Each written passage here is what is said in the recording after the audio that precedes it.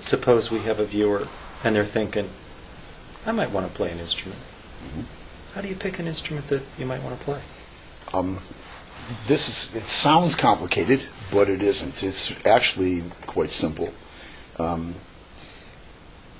Everyone has in them a concept of style that they've surrounded themselves with by decisions they've made through their whole life. The people they've associated with, the kind of work they chose to do, if they had a job or a career or both.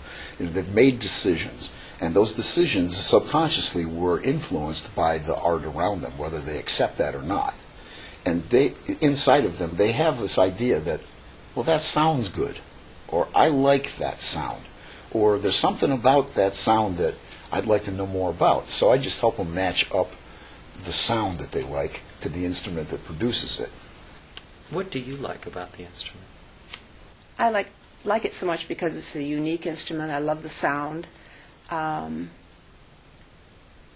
reason I switched to it in high school was because I was, 5 of us were vying for first chair clarinet, and I got tired of being challenged. So the oboe position came up, and I decided to switch, and I fell in love with the instrument. What do you like about it? The band? Oh gosh, everything. Everyone here is so friendly and so helpful. And it's just the opportunity to make music in a band. There's never any criticism. It's just fun. And I love that. You hit people when they make a mistake? Absolutely not. Mistakes are good. And one of the things that we preach is, if you're going to make a mistake, make a good one so we can all enjoy it. And we do. Everybody makes mistakes, including myself. What do they get out of it? They get a self-realization that there's more in their life than what they've experienced or that they've kept out. It answers the question for many of them, what have I missed? I've worked every day of my life. I have a nice home. I have a family, but there's something inside of me that I know is there, but I don't know what it is. Well, they're not all professional quality musicians, but once they learn through music that art is for everyone, they appreciate all art. And they can hear and see so much more than they could before. It just opens up an entire world to them that they just didn't take the time to experience before. So you were a professional musician? Yeah, I was a professional musician in education, which is a fancy way of saying I was a music teacher. I taught public school and college music for 34 years, and I was a school arts administrator for 4 years. What's the difference in working with young persons in school and adults? The adults have less baggage. They're not as intimidated. They're not as peer group influenced, even though they are concerned always about not making too many mistakes. When I say, look, mistakes are good, and if you think about it in your life, when you really learned something, it was after you evaluated something that you really messed up. The only bad mistake is if you quit. Because if you quit, you've given up, and that's a mistake. So they enjoy learning, where kids are so worried about making a mistake in front of their peers. And then they get to the point where making mistakes is cool.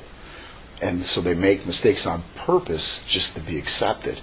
Well, these folks don't do any of that. They just want to get better. They don't really care how better. If it's a little bit, that's good. If it's a little bit, baby steps, that's real good.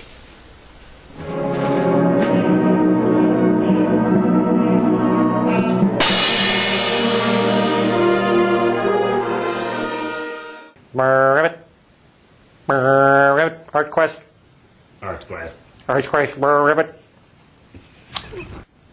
was a nice story, Dave. It looked like you had fun interviewing those folks. It was more than fun.